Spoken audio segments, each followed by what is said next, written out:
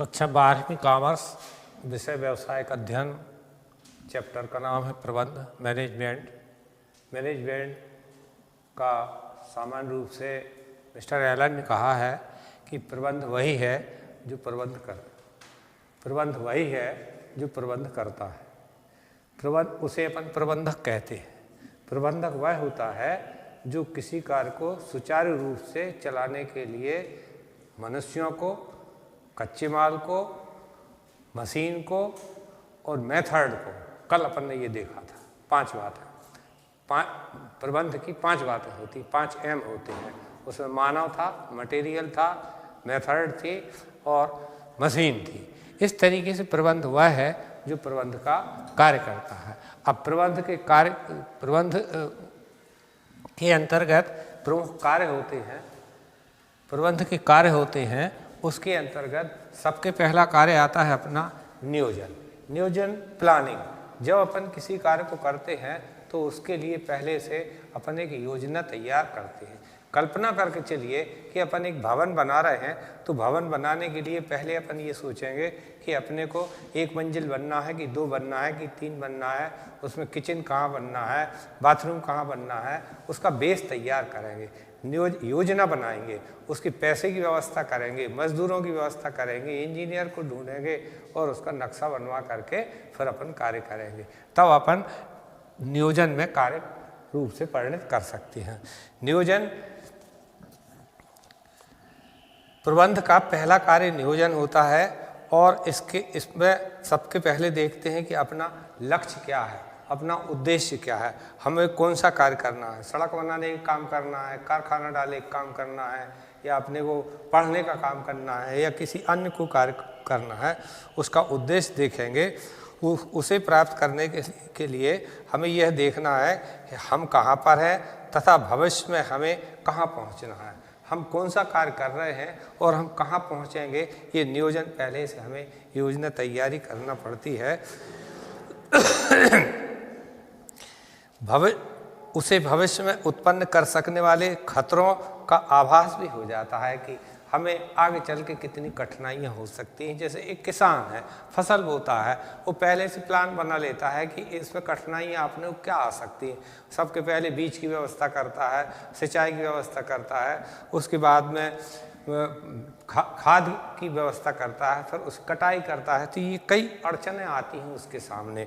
ये नियोजन के माध्यम से पहले वह देखता है कि भविष्य की क्रियाओं का वर्तमान में अनुमान लगाया जाता है कि अपने को कितना पैसा खर्च हो सकता है, कितनी व्यवस्थाएं करना पड़ती हैं। दूसरा पॉइंट होता है संगठन है। कहावत है, बंद मुट्ठी लाख की, खुल गई तो खाक की। संगठन एक ऐसी चीज है जो कि सबको जोड़ करके चलता है। कर्मचारियों को इकट्ठे करना, मशीन को, माल को जुटाना तथा उनसे संयुक्त रूप से कार्य कराना आवश्यक होता है। इन संसाधनों का कुशलतम उपयोग एक अच्छे संगठन द्वारा ही किया जा सकता है। आपके पास में मनुष्य है, पूंजी है, माल है, व्यवस्थाएं हैं, पर प्रबंध आपका सही नहीं है। आपने लोगों को इकट्ठा नहीं कर पाए। मनुष्य तो है पर 2-4 लोग ही अच्छे से काम कर रहे हैं, बाकी के लोग काम अच्छे से नहीं कर रहे हैं। तो उनको पहले संगठित करेंगे और संगठन कराकर उनको निर्देश देंगे और उन निर्देशों के आधार पर वो कार्य करेंगे। संगठन नियोजन में निर्धारित लक्ष्यों को प्राप्त करने हेतु किए जाने वाले कार्यों को तैयार करना या यंत्रीकरण की प्रक्रिया है।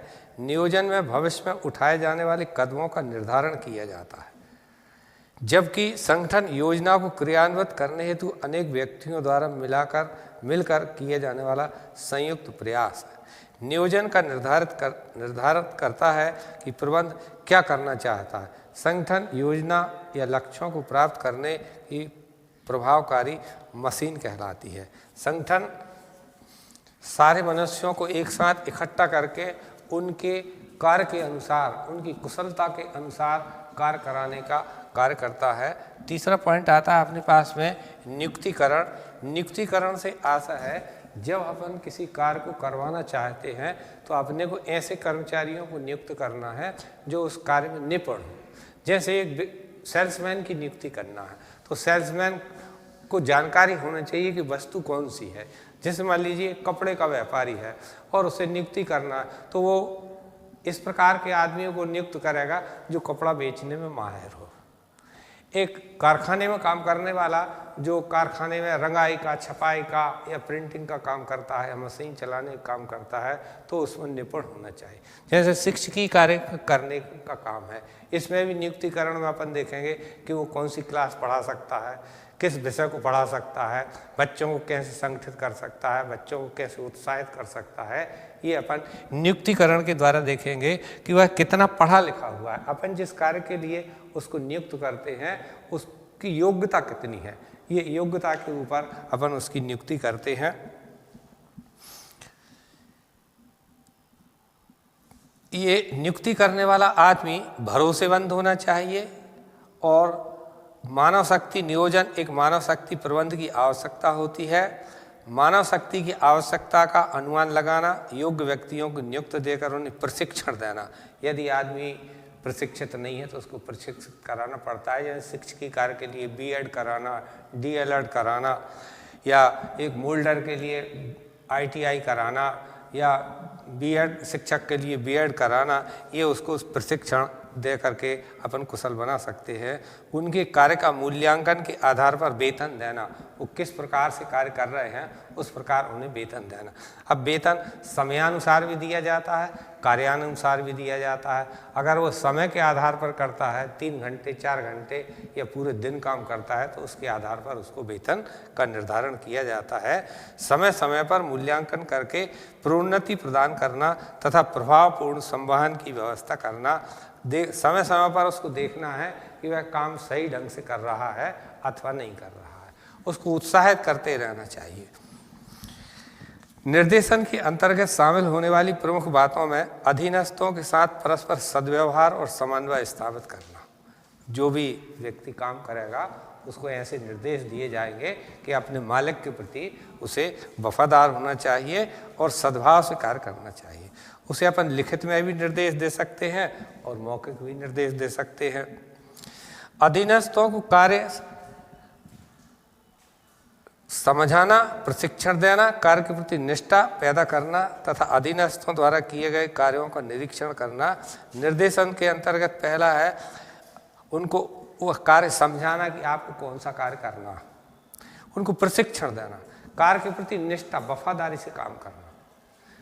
प्रबंधक जो होता है वह कमरे में बैठ करके देखता है, पर जो कार्य करने वाले आदमी हैं वो अपने प्लांट के ऊपर कारखाने में कार्य करते हैं तो वो वफादारी ईमानदारी से काम कर रहे हैं कि नहीं कर रहे हैं, ये उनको देखना पड़ता है।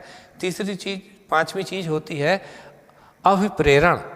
अभिप्रेरण के अंतर्गत अपने को ये देखना है कि आदमी उत्साह से काम कर रहा है कि नहीं काम कर रहा है। यदि अपन उसको उत्साहित करेंगे तो ज़्यादा काम करेगा। अब उत्साहित करने की क्रिया में क्या होता है कि उसके लिए या तो अपन पैसे का लालच दे सकते हैं या उसको सुविधाएं दे सकते हैं, उसको यूनिफॉर्म दे सकते हैं, उसको आवास की व्यवस्थाएं दे सकते हैं या उसके बच्चों के लिए निःशुल्क प्रशिक्षण दे सकते हैं स्कूल में या कारखाने में उनके लिए अतिरिक्त काम दिया जा सकता है। परिवार के सदस्यों को भी कार्य दिया जा सकता है। और प्रेरित करना, उत्साहित करना, उसको इस प्रकार से उत्साहित किया जाए ताकि वह अच्छे मन लगा करके कार्य कर सके।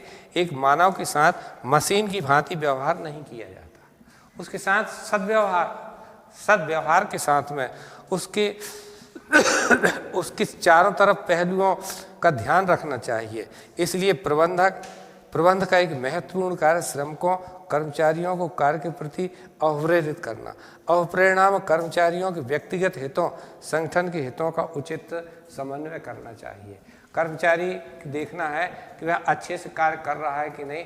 अगर ठीक ढंग से नहीं करता तो उसके लिए उत्साहित करके और कार्य कराया जा सकता है।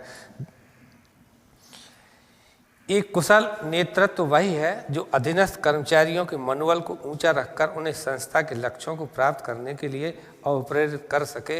अवप्रेरण व नेतृत्व दोनों ही किसी भी उपक्रम के सफल प्रबंध की चाबियां कहलाती हैं। जिस प्रकार एक चाबी के द्वारा हम कठिन से कठिन ताले को खोल सकते हैं, बुद्धिमान व्यक्ति एक ऐसे कार्य को जो बनता नहीं है वह भी कार्य आसानी से कर सकता है। उसमें हुनर होना चाहिए, उसमें ज्ञान होना चाहिए, प्रशिक्षित होना चाहिए, उसमें कार्य करने की कला होना चाहिए, तभी वह कार्य कर सकता है।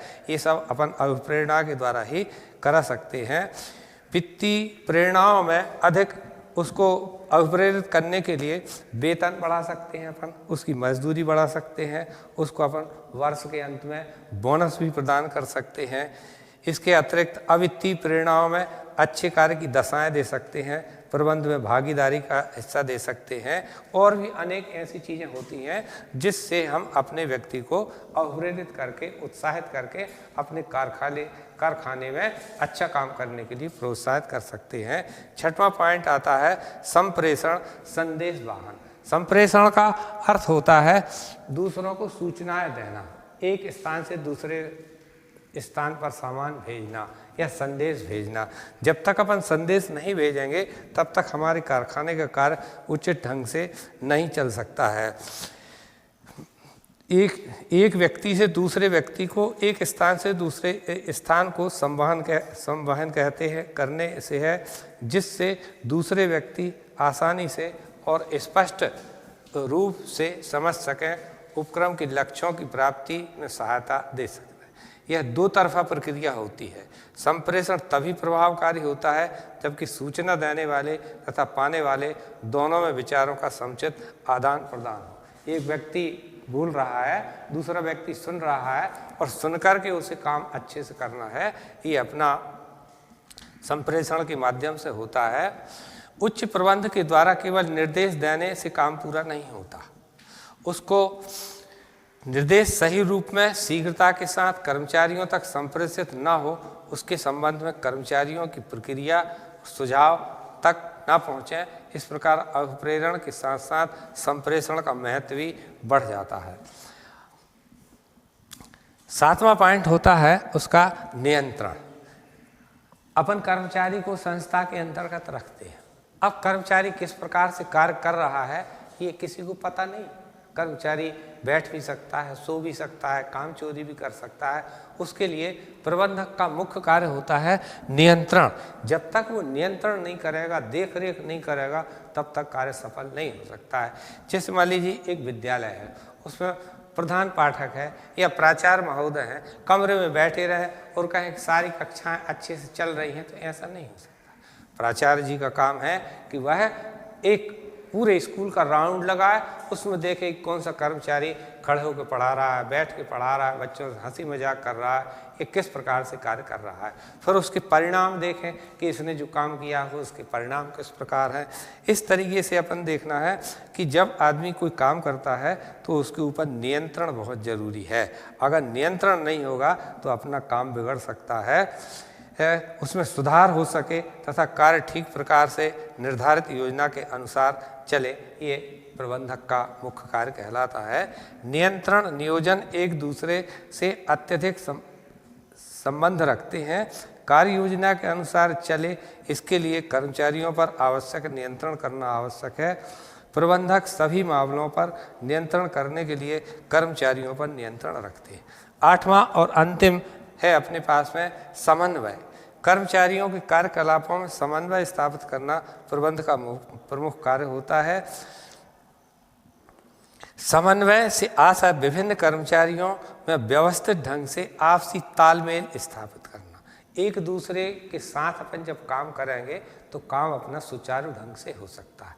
अगर मान लीजिए अपनी फाइल नीचे के कर्मचारी ऊपर तक पहुंचाना है तो पहले एक बाबू ऊपर के हेड बाबू को देगा, हेड बाबू अपने ऊपर व्यवस्थापक को देगा और व्यवस्थापक फिर अपने प्रबंधक को देगा, तब अपना कार्य हो सकता है, जिससे सभी कार्य बिना किसी संघर्ष के और कर्मचारियों के आपसी सहयोग से एक रूपता के साथ पूरे किए जा सके तथा निर्धारित लक्ष्यों को प्राप्त करने में सफलता मिल सके। समन्वय के अभाव में लक्ष्यों को व्यवस्थित ढंग से प्राप्त करना संभव नहीं हो सकता। अतः हम कह सकते हैं कि प्रबंध के प्रमुख कार्यों के आधार पर ही हमारा प्रबंध उचित ढंग से चल सकता है। एलन ने कहा है कि प्रबंध वही है जो प्रबंध करता है, उसे ही हम प्रबंधक कहते हैं, मैनेजमेंट कहते हैं।